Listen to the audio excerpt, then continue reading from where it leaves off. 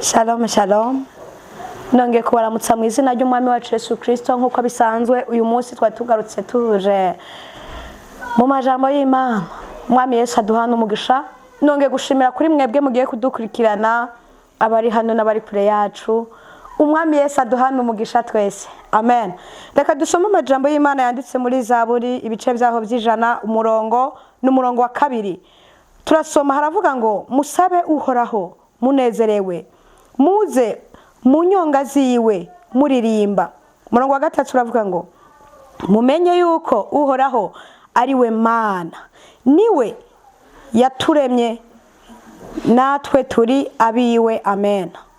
Ndasubiramo mu izina rya Yesu. Musabe uhoraho munezerewe, muze mu nyonga ziwe muririmba. Mumenye yuko uhoraho ari we Mana, niwe yaturemye natwe turabiwe.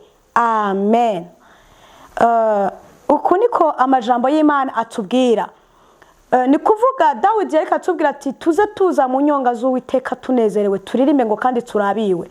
Hari gihe ikintu ngombye kuvuga, hari gihe umuntu aza gusaba Imana bifatiye ku kibazo uburimo, bifatiye ku ntambara ufise, bifatiye ku gihe urimo, ugasanga uri sanse kuba imbere y'Imana usaba Imana n'amarira, usaba Imana widoga, usaba Imana nkaho umengo nta byizigiro.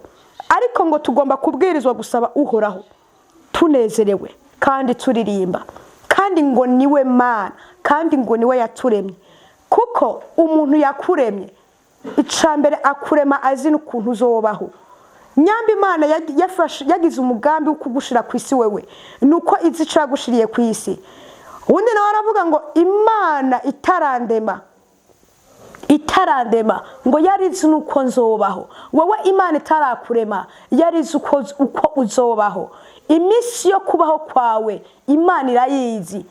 Ego cyane. Yesu nashimwe. Haleluya. Yesu nahimbazwe. Imana muri bije yayo ni wewe. Uri muri bije yayo. Wowe Imana uri mu mugambi wayo.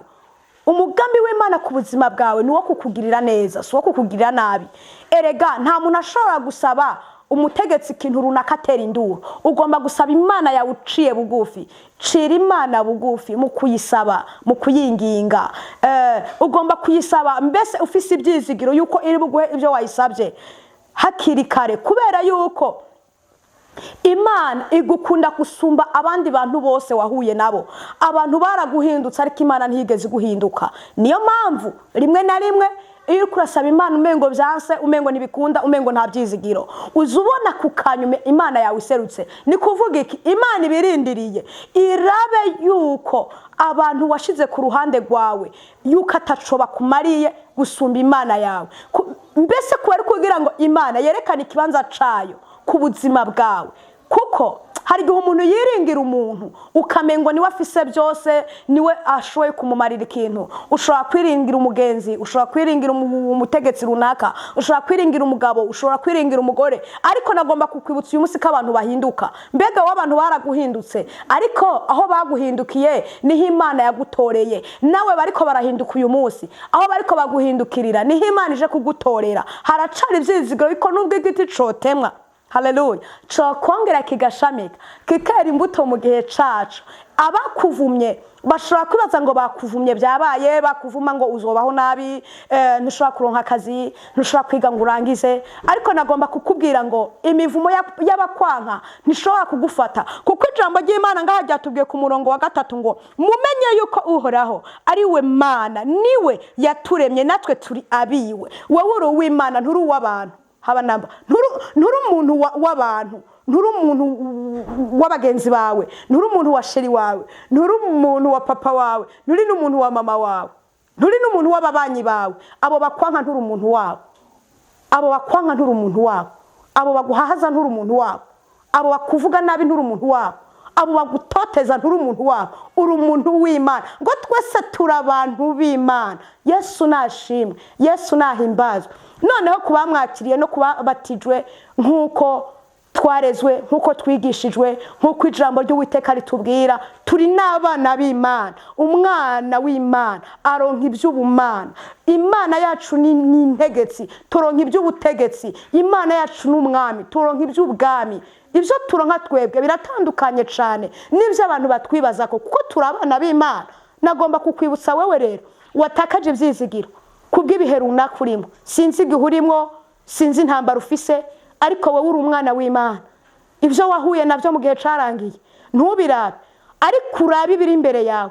Na kare iyo uri kuraja wewe ni kure cyane gusumba iyo wavuye. Iyo wavuye niko kurahabona, ariko iyo uri kuraja ntuhabona. Ariko nanje narije kukubwira ngo iyo uri kuraja ni heza cyane ku buzima bwawe.